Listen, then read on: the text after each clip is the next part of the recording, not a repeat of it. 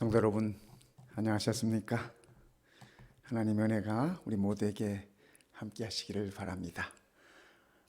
다음 안식일이면 다는 아니지만 우리 성도님들을 뵐 수 있다라고 하는 사실이 참 행복하게 합니다. 참 많은 것들을 기대하게 합니다. 우리 성도님들 그동안 참 잘 견디셨습니다. 오늘 저는 말씀 속에서 손을 내밈과 손을 잡음에 관한 말씀을 좀 드리고 싶습니다.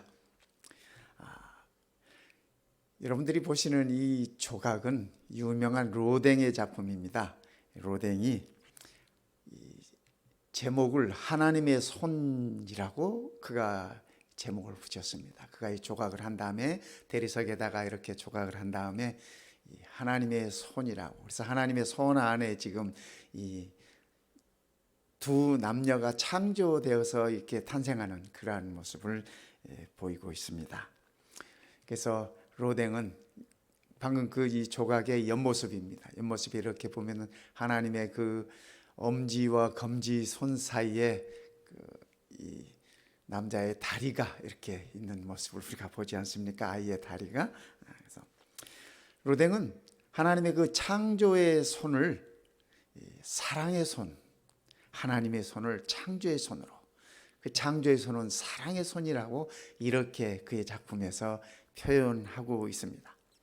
그런가 하면 이 로댕은 이 손을 두 개 이렇게 마주보고 지금 마주 잡으려고 하는 이러한 모습으로 이 조각을 해놓은 다음에 이 제목을 대성당이라고 붙였습니다.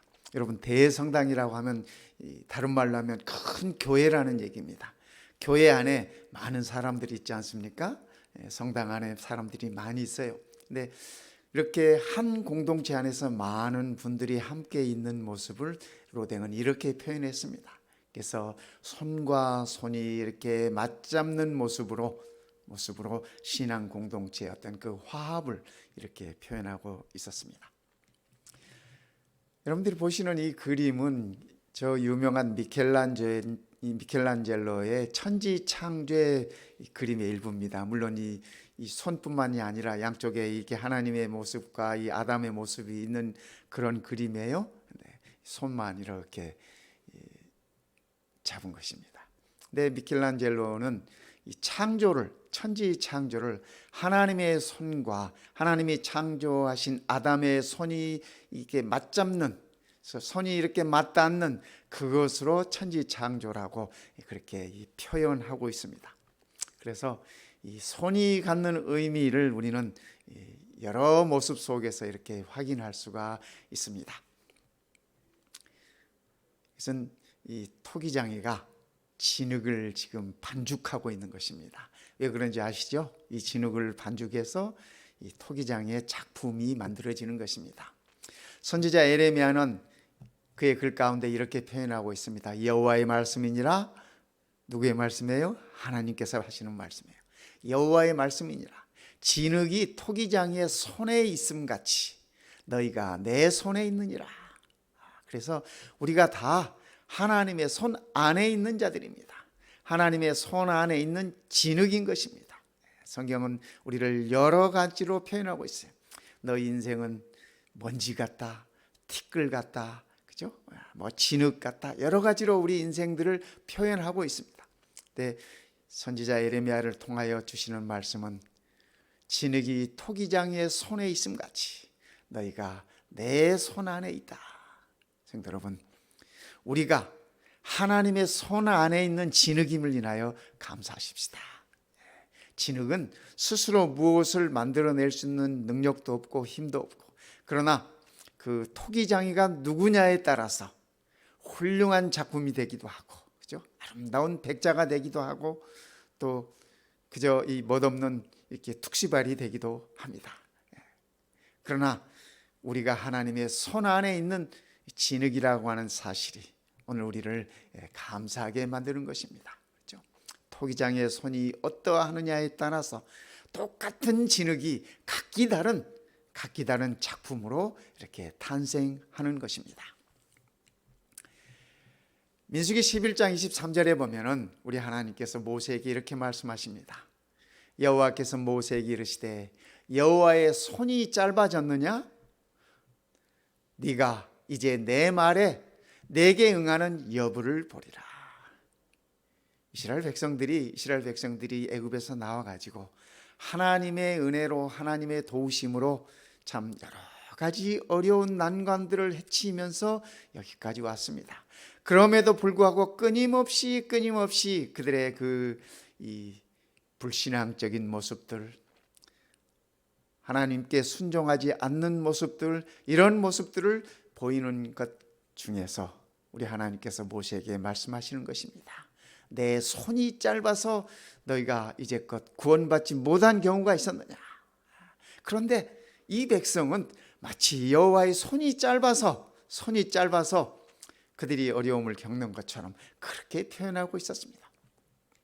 뿐만 아니라 신명기 9장에는 이렇게 말씀하십니다.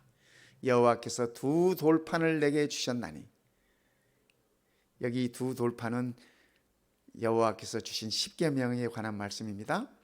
그 돌판의 글은 하나님이 손으로 기록하신 것이요, 너희의 총의 날에 여호와께서 산상 불 가운데서 너희에게 이르신 모든 말씀이니라. 우리가 잘 외우고 있는 이 10가지 계명 말입니다. 그렇죠? 이 10가지 계명은 하나님께서 친히 그의 친필로, 그의 손가락으로 기록하신 것입니다. 그러니까 성도 여러분, 이 계명은 참으로 중요한 것입니다. 하나님의 성품을 나타내는 아주 중요한 것입니다. 그런데 현대 많은 기독교인들이 이 하나님의 계명을 무시해요. 특별히 안식일에 대한 계명은 무시해요. 그렇죠? 우리가 그 이유를 다 잘 알아요. 그러나 그 안식일 계명조차 하나님께서 이르신 10계명 가운데 중심을 차지하고 있는 계명이라고 하는 사실을 우리가 잊지 말아야 할 것입니다. 하나님께서 친히 그분의 친필로, 친손으로 기록하신 그 말씀들 말입니다. 그러기에 이 안식일을 기억하여 거룩하게 지키는 우리 성도님들은 참으로 하나님의 참 백성임에 틀림이 없습니다. 우리가 이 안식일 계명뿐 아니라 부모를 공경하는 일, 도적질하지 않는 일, 간음하지 않는 일, 남의 재물을 탐하지 않는 일, 거짓 증거하지 않는 일, 다 중요한 것입니다. 하나님의 성품을, 우리들에게 일러주신 그분의 성품을 우리가 닮아가는 과정이기 때문에 그렇습니다. 뿐만 아니라 우리가 여호와의 이름을 함부로 부르지 말 것입니다. 망령되이 일컫지 말 것입니다. 이 미국의 사회에서는 참 욕을 할 때도 하나님의 이름을 쓰더라고요. 그죠? 이거 다 하나님께 영광이 되지 못하는 것들입니다. 우리가 우상을 숭배하지 말 것입니다. 그렇죠? 계명은 그분이 친히 손으로 쓰신 말씀이라고 하는 사실을 우리가 기억하면 좋겠습니다. 시인은 이렇게 말합니다. 나의 앞날이 주의 손에 있사오니 내 원수들과 나를 핍박하는 자들의 손에서 나를 건져 주셔서. 성도 여러분, 우리의 앞날이, 우리의 미래가, 장래가 주님의 손 안에 있다고 하는 사실입니다. 하나님의 손 안에 있습니다. 팬데믹이 세상을 덮치고 있는 이때라 할지라도 우리의 원수들과 우리를 핍박하는 자들의 손에서 나를 건져달라고 우리가 이렇게 기도할 것입니다.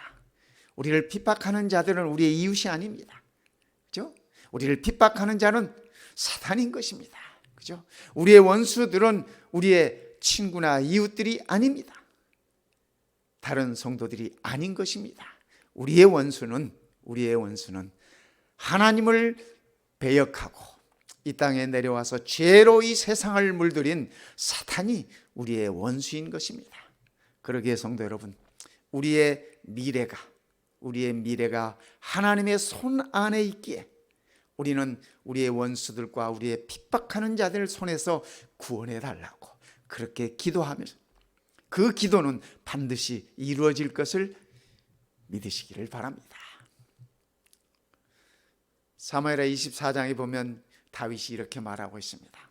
다윗이 갓에게 이르되, 여기 갓은 선지자입니다. 이 나단 선지자가 다윗을 찾아온 적이 있었죠. 그 후에 다윗이 노년에 이 선지자로서 일하던 분이 바로 이 갓입니다. 다윗이 갓에게 이르되, 내가 고통 중에 있도다. 청하건대 여호와께서는 긍휼이 크시니 우리가 여호와의 손에 빠지고 내가 사람의 손에 빠지지 아니하기를 원하노라 하는지라. 무슨 얘기냐면요, 다윗이 노년에 하나님께서 하지 말라고 하는 일을 했습니다. 우리가 아시다시피 다윗도 참, 그죠? 하나님께서 저는 내 마음에 합한 자라고 표현한 이 다윗도 참 하나님 말씀을 많이 안 들었습니다. 여러 번 안 들었어요. 노년이 되어서도, 그가 왕이 되어서 이제 노년이 되어서도, 이 사무엘하 24장은 이 다윗의 마지막 이 기록입니다. 사무엘하 24장은 사무엘하의 마지막 장이고, 그 다음 열왕기상으로 넘어가면은 다윗이 이제 죽고 솔로몬의 시대가 시작되는 것을 우리가 봅니다. 이 노년에도 그가 하나님의 말을 또 거역했어요. 또 거역했어. 하나님께서 인구 조사를 하지 말라 그랬어요. 왜냐하면 하나님께서 인구 조사를 하지 말라고 하신 그 이유는, 다윗 너의 나라가 튼튼하게 갈 수 있는 것은 나를 의지함으로 갈 수 있는 것이다. 너의 병력이나 너의 인구를 파악함으로 인해서 너희가 가지고 있는 그 군사력을 의지하지 말라고 하는 것이 하나님의 뜻이었습니다. 하나님의 의지였습니다. 그래서 하나님께서는 다윗에게 인구조사하지 말아라 그랬어요. 다윗이 요압 장군을 통해서 인구조사하라 그랬거든요. 그런데도 끝내 말 듣지 않고 이 다윗이 자기 하고 싶은 거 했습니다. 인구를 조사했더니 싸울 수 있는 사람만, 그죠? 이 무기를 가지고 싸울 수 있는 사람이 이스라엘에서 80만 명, 유다에서 50만 명. 그럼 몇만 명이에요? 130만 명. 이쯤 되면은 막강한 군사력 아닙니까? 다윗이 내 나라가 막강한 군사력을 소유했구나. 하나님께서 선지자 갓을 통해서 네가 내 말을 듣지 않았다. 그래서 네가 다스리는 이 땅에 7년 기근이 있든지, 아니면 네가 석 달 동안 원수들에게 쫓겨다니든지. 다윗이 그 원수에게 쫓겨다니는 것이 무엇인지 그의 삶을 통해서 뼈저리게 느낀 사람입니다. 그렇지 않습니까? 그의 생명을 찾는 사울 왕의 이 칼을 피해서, 그를 쫓는 블레셋의 이 칼을 피해서, 또 그를 쫓는 아들 압살롬의 칼을 피해서, 참 어쩌면 그의 삶은 쫓겨다니는 삶이었어요. 그래서 또 원수에게 쫓기는 거 지긋지긋한 것입니다. 근데 하나님께서 네가 석 달 동안 원수에게 쫓겨다니든지, 아니면 3일 동안 전염병이 이렇게 휩쓸든지 네가 선택하라 그랬습니다. 선지자 갓을 통해서. 그때 다윗이 한 말이 여러분들이 보시는 바로 이 말씀입니다. 다윗이 내가 고통 중에 있도다. 청하건대 여호와께서는 긍휼이 크심으로 내가 사람의 손에 빠지지 않고 하나님의 손에 빠지기를 원합니다. 그렇게 다윗이 얘기를 해요. 다윗은 그가 하나님 앞에 범죄함으로, 하나님의 말씀을 거역함으로 많은 고통을 받았습니다. 그런데 한 가지 다윗의 훌륭한 점은, 자신의 죄악을 통하여 얻어지는 많은 고통 중에라도 그가 하나님의 손에 빠지겠다고 하는 것입니다. 성도 여러분, 오늘 우리가 다른 것 다 잊어버려도 이것 하나만은 배우십시다. 그죠? 우리가 잘못할 수 있어요. 그죠? 잘못해요. 그럴지라도, 벌을 받더라도 누구에게 벌을 받아요? 긍휼이 많으신 우리 하나님께 벌을 받자고 하는 것입니다. 다윗이 그것을 선택했습니다. 그죠? 그것 때문에 하나님께서 다윗을 내 마음에 합한 자라고 그렇게 말씀하신 것 같아요. 참 수도 없이 많이 잘못하잖아요. 그죠? 우리가 상상할 수도 없는, 성도 여러분, 언제 사람 죽여본 적 있어요? 그죠? 언제 뭐 남의 부인 데려다가 뭐 이렇게 간음하신 적 있어요? 없잖아요.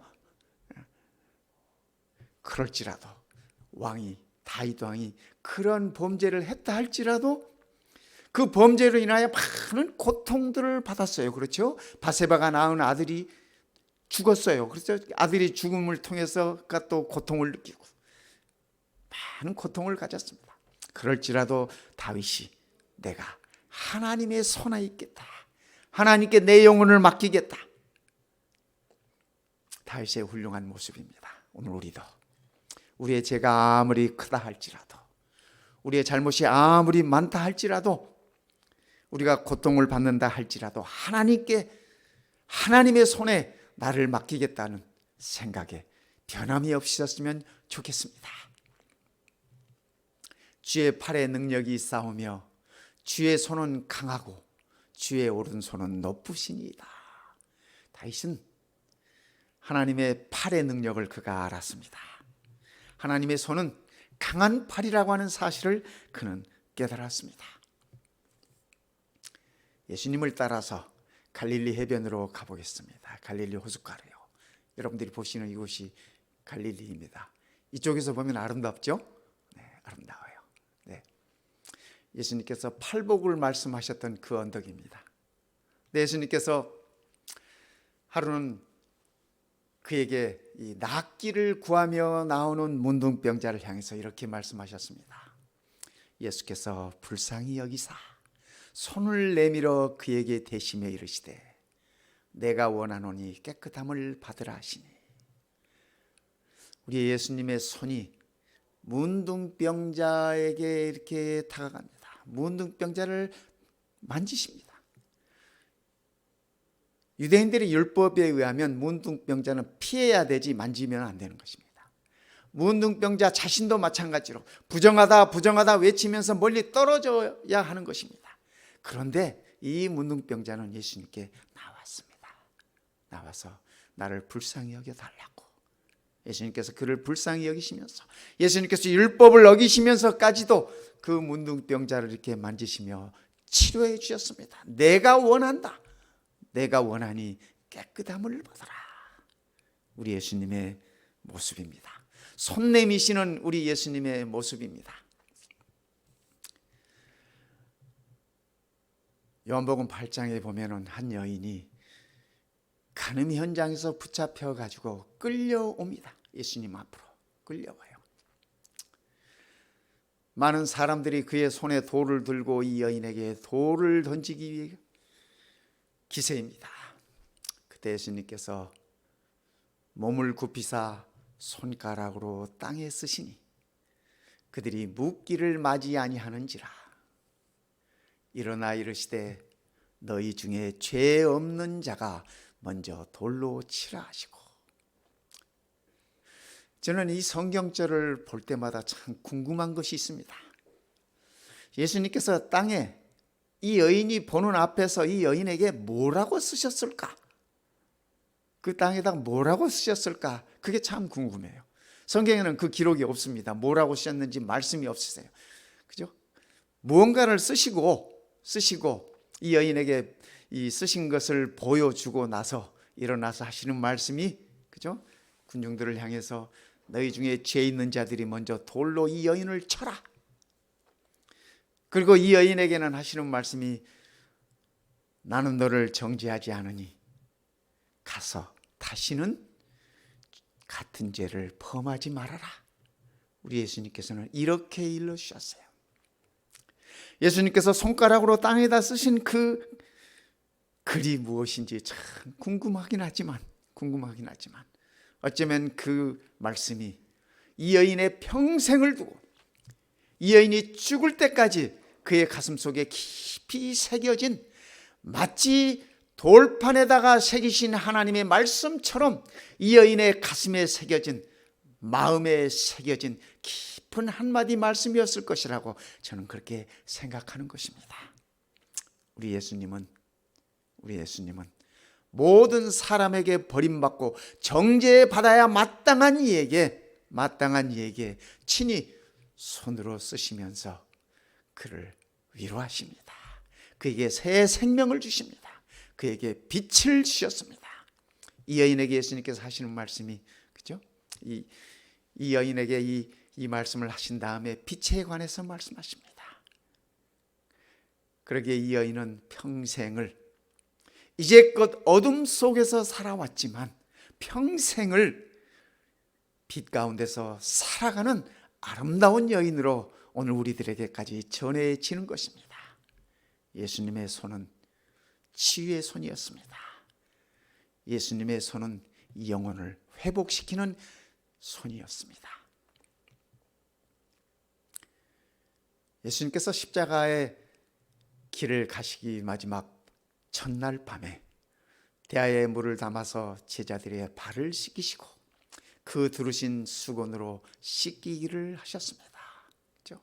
우리가 다 잘 아는 말씀이에요. 다 잘 아는 말씀. 선지자 엘레는 시대의 소망이라는 책에서 말씀하시기를 예수님께서 제일 먼저 발을 씻기신 제자는 가롯 유다였다라고 얘기를 합니다. 그렇죠? 12명의 제자들 가운데 저 같으면, 그죠? 제가 그 사실을 다 알고 있다면, 예수님은 알고 계셨잖아요. 이 밤에 이 유다가 나가서 나를 팔 것이라고 하는, 나를 배신할 것이라고 하는 사실을 알고 있다면 저 같으면 그의 발을 제일 먼저 씻지 않을 것 같습니다. 그런데 우리 예수님은 가룟 유다의 발을 제일 먼저 씻습니다. 그렇죠? 그 발을 만지면서 물로 씻는 그 손길이야말로 유다야 돌아와라, 그런 호소하는 손길이었습니다. 그렇죠? 우리 예수님의 손길은 돌아오라고 말씀하시는 사랑의 손길임을 우리가 기억하면 좋겠습니다. 부활하신 후에 예수님께서 제자들에게 나타나셨습니다. 그리고 그분의 손을 내 보이면서, 못자국 난 그 손을 내어 보이면서, 옆구리를, 창자국 난 옆구리를 내어 보여주시면서 제자들에게 믿음이 있는 자들이 되라고, 도마에게도, 그죠? 의심 많은 도마에게도 네가 믿는 자가 되라고, 너는 나를 봄으로 믿지만 내 손바닥과 내 옆구리를 보지 않고 믿는 자들은 너보다 훨씬 더 복이 있다 라고 말씀하셨습니다. 성도 여러분, 예수님 손바닥에 못자국 보셨나요? 예수님 옆구리에 창자국 보셨나요? 우리는 보지 못했어요. 그럼에도 믿잖아요. 그죠? 그러니까 적어도 우리가 도마보다는 더 복 있는 사람들이네요. 예수님의 말씀에 의하면 우리가 복 있는 자라고 하는 사실을 생각하면서 늘 감사하십시다. 하나님께 정말 우리가 충성하십시다. 이 손의 문제라고 하는 시가 있어요. 이 수프라노비치라는 분이 쓰신 시인데 이름도 참 어렵죠. 근데 우리 한국 분들에게 비교적 많이 알려진 시 중에 하나입니다. 그 시에 이렇게 얘기합니다. 손은 두 사람을 묶을 수도 있지만 서로를 밀어낼 수도 있다. 손가락은 두 사람을 연결하기도 하지만 접으면 주먹으로 변하기도 한다. 많은 사람들이 어색하게 두 손을 내린 채로 서서 서로를 붙잡지 못하고 있다. 지혜와 어리석음이 모두 손에 달려 있다. 성도 여러분, 참 우리들에게 많은 것을 생각하게 해주는 그러한 시 아닙니까? 그렇죠? 세상에 손 없는 사람은 없어요. 그렇죠? 뭐 특별히 사고를 통해서 손을 잃은 분들은 있지만, 그죠? 손 없는 사람들이 없어요. 다 이 손들이 있어요. 그런데 이 손이, 서로의 손이 서로를 묶을 수 있지만은, 그죠? 손에 손 잡고 이렇게 다 서로를 묶을 수 있지만은, 그러나 이 손이 서로 묶을 수 있는, 서로 붙잡을 수 있는 이 손이 서로 밀쳐낼 수 있다는 얘기입니다. 서로 밀어낼 수 있다고 하는 겁니다. 내게 손 내미는 자를 향해서 그 손을 밀어낼 수도 있다라고 하는 얘기입니다. 그런가 하면 우리의 이 손가락들이 사람들을 연결해 주기도 하지만, 그러나 이 손가락을 접으면 상대를 향한 공격을 하는 주먹이 된다고 하는 사실입니다. 그렇죠? 화합의 손가락이 아니라 상대에게 아픔을 주고 상처를 주는 주먹이 될 수 있다라고 하는 사실입니다. 사람들이 어색하게 두 손을 늘어뜨리고, 이 두 손을, 이 시인의 이 마음은 이 두 손을 내밀어서 서로가 서로를 잡고 서로가 화합하고 서로가 하나 되는 모습을 꿈꾸는 것입니다. 그런데 이 두 손을 쭉 늘어뜨리고 아무도 붙잡지 못하고 있다. 지혜와 어리석음이 모두의 손에 있다. 이 시인은 지혜로운 사람은 손을 내밀어 서로 붙드는 사람이 지혜로운 사람이라고 얘기하고 있습니다. 어리석은 사람은 손을 내밀어, 손은 있지만 그 손을 내밀어 붙잡지 못하는 자, 또 내게 내밀어 오는 그 손을 붙잡지 못하는 자, 그를 가리켜서 어리석은 자라고 이 시인은 그렇게 표현하고 있는 것입니다. 성도 여러분, 오늘 우리는 지혜로운 자입니까? 어리석은 자입니까? 성경은 우리 하나님은 손 내미시는 분이라고 우리들에게 그렇게 일러주고 있습니다. 오늘 우리는 내미시는 손을 붙잡는 자인지 아니면 그 손을 밀쳐내는 자인지 우리가 한번 생각해 보면 좋겠습니다.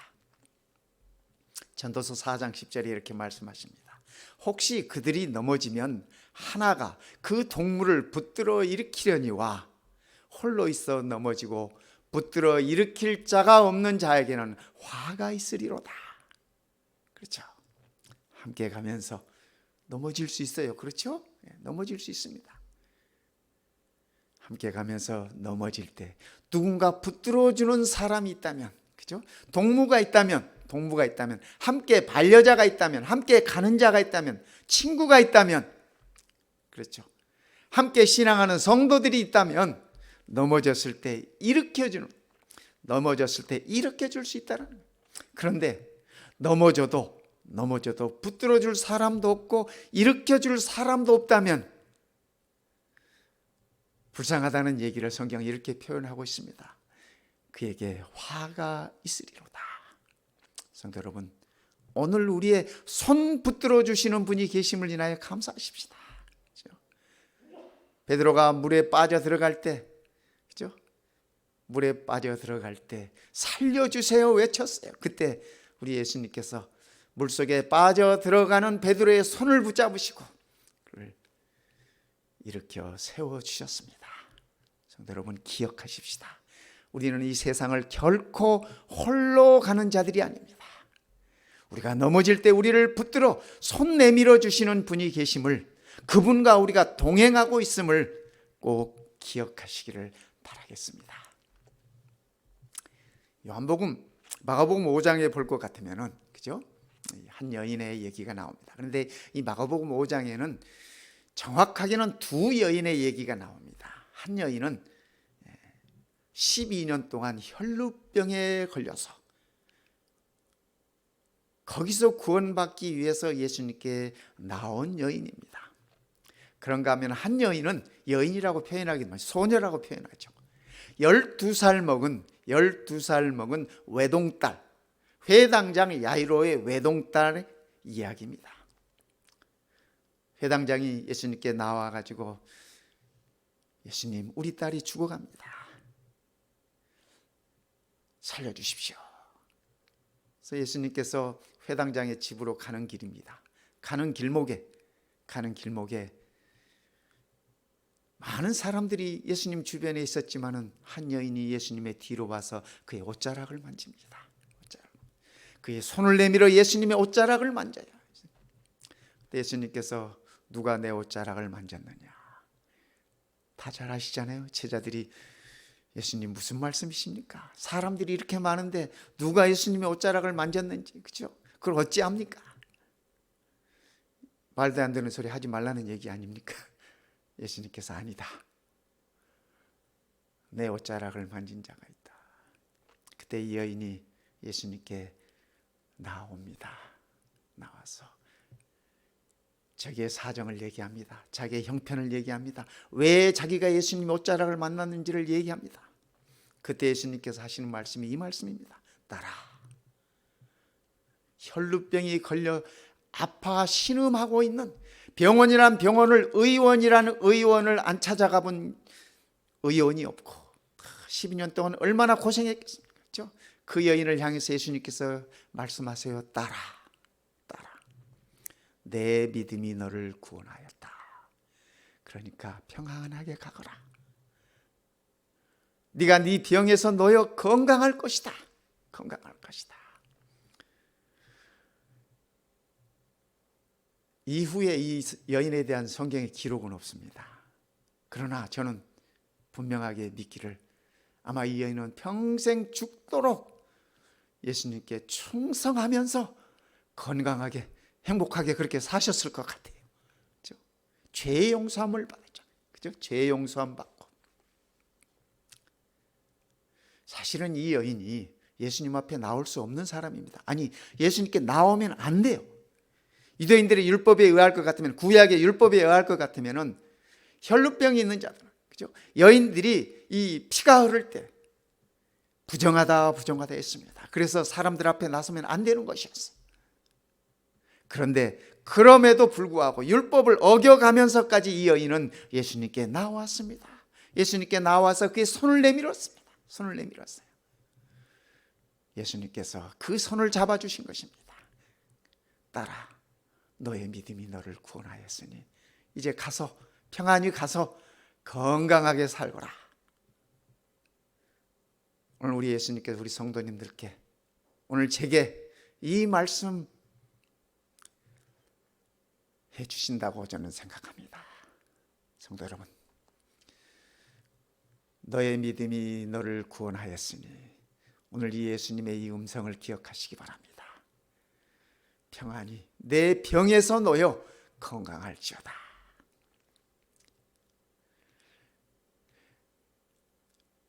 야이로의 딸, 이 소녀의 이름이 성경에는 나오지 않아요. 그런데 12살 먹은 소녀예요. 외동딸이에요. 성경은 외동딸이라고 적혀 있어요. 얼마나 귀한 딸인지 알겠죠? 회당장이면 그 당시에 사회적으로 넘버 2입니다. 이 제사장. 그 다음에 두 번째가 이 회당장이에요. 이 회당장이 정말 금쪽 같은 내 딸 살리기 위해서 예수님 앞에 나온 겁니다. 이 회당장이 예수님 앞에 나오면 안 되는 거예요. 나올 수 없는 사람이에요. 그렇죠? 이때 예수님 나이가 아시죠? 30 초반. 요즘 우리말로 하면 새파랗게 젊은이 앞에 이 나이 많은, 그죠? 이 사회적으로 신분이 있고 명예가 있는 이 회당장이 자기의 딸을 살리기 위해서 나옵니다. 얼마나 그에게 용기가 필요했겠습니까? 그죠? 니고데모는 밤에 그래서 예수님 찾아왔잖아요. 밤에. 그런데 이 회당장은 자기의 딸을 살리기 위해서 정말 용기를 내서 예수님께 그의 손을 내미는 것입니다. 예수님께서 야이로의 청을 거절하지 않으셨습니다. 그의 집에 갔습니다. 집에 가셔서 방에 들어가셔서 소녀의 손을 잡고, 그죠? 소녀의 손을 잡으신 예수님은 사실은 벌써 이미 야이로의 손을 잡아주신 것입니다. 그래서 그의 이 집에 온 것입니다. 달리다구 마시니 번역하면 곧 내가 너에게 말하노니 소녀야 일어나라 하십니다. 그런데 성도 여러분, 이 재밌는 표현이 있습니다. 이 40절에 보면 예수님께서 이 회당장 야이로의 집에 와가지고 소녀가 죽은 것이 아니라 잔다 그랬어요. 잔다 그랬어요. 그랬더니 그 집에 있었던 사람들이 그들이 비웃더라. 그들이 비웃더라. 그랬더니 예수님께서 어떻게 하셨어요? 예수께서 그들을 다 내보내신 후에 그들을 다 내보내셨어요. 내보내셨어요. 예수님의 말씀을 비웃는 자들에게는 이 죽음을 생명으로 바꾸는 거기에 아무런 도움이 되지 않습니다. 그래서 예수님께서 그들을 다 내보내셨어요. 저는 이 말씀을 볼 때 그렇게 봤습니다. 그렇게 느껴집니다. 그들이 비웃더라. 예수께서 그들을 다 내보내신 후에 아이의 부모와, 그죠? 야이로와 미세스 야이로, 이 아이의 엄마 아빠가 얼마나 간절하겠습니까? 내 딸의 생명을 이렇게 되돌리는 것이었어요. 그죠? 가장 간절함으로 그 방에서 또 자기와 함께 한 자들, 예수님과 함께 예수님의 기적의 현장을 체험하고 그것을 보는 자들, 제자들을 데리고 들어가신 것입니다. 성도 여러분,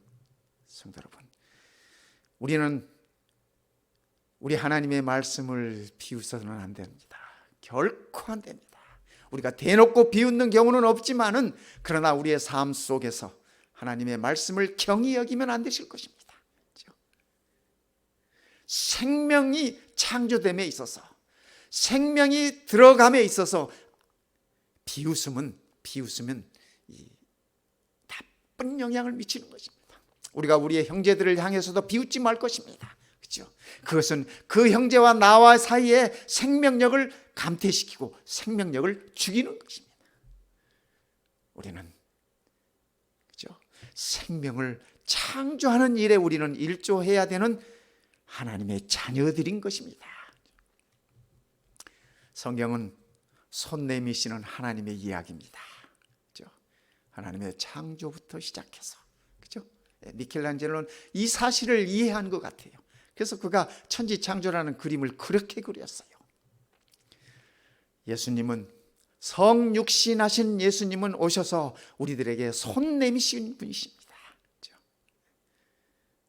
뿐만 아니라 성령으로 우리들에게 손 내미셔서 손잡아 하늘까지 우리와 동행하시는 분이십니다. 그러기에 아버지 하나님, 아들 하나님, 성령 하나님, 이 세 분 하나님은 손을 내밀어서 우리를 이 지옥에서, 이 땅에서, 이 죄의 구렁에서 우리를 하나님의 나라로, 천국으로, 영생으로 인도하시는 분이라고 하는 사실입니다. 그러기에 성도 여러분, 그분이 내미시는 손 잡으십시다. 그렇죠? 그분의 손을 잡으면 우리에게 치유가 있습니다. 죄의 치유가 있습니다. 그분의 손 우리가 붙잡으면 우리에게 생명이 있습니다. 이 생명은 영원한 생명입니다. 그분의 손 잡으면 우리에게 사랑이 있습니다. 그렇죠? 사랑이 있어요. 그분의 손 우리가 붙잡으면 우리의 삶에 회복이 올 것입니다. 영적으로 회복이 올 것입니다. 완전한 회복이 올 것입니다. 구원은 회복입니다. 하나님께서 온전하게 창조해 놓으셨던 하나님의 품성으로, 하나님의 속성으로, 하나님의 생김새로 회복하는 것이 구원입니다. 그 회복을 이룰 수 있는 유일한 길은 오늘 우리를 향해서 손 내미시는 세 분 하나님의 손을 우리가 붙잡는 것이라는 사실을 꼭 기억하시기 바랍니다. 예수님께서 손 내미실 때, 그렇죠? 우리는 그 손 잡으십시다. 그리고 예수님을 우리가 찾아가면, 그렇죠? 혈루병 여인처럼 말입니다. 우리가 예수님을 찾아가면 예수님께서는 우리를 맞이하실 것입니다. 성도 여러분, 내미는 손 거절하지 마시기 바랍니다. 그리고 우리가 정말 간절하게 원할 때, 간절함이 있을 때 하나님을 향하여 우리의 손 내미시기 바랍니다. 이 한 주도 하나님의 은혜 속에서 우리 모든 성도님들이 행복하고 건강하고 평안한 한 주일이 되시기를 이 시간에 간절히 바랍니다.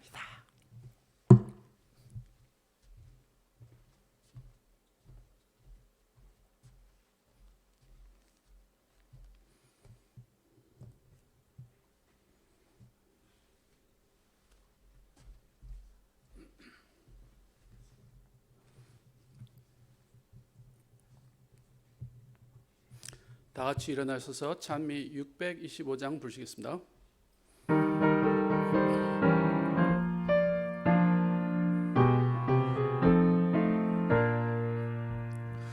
내가 주님 찾은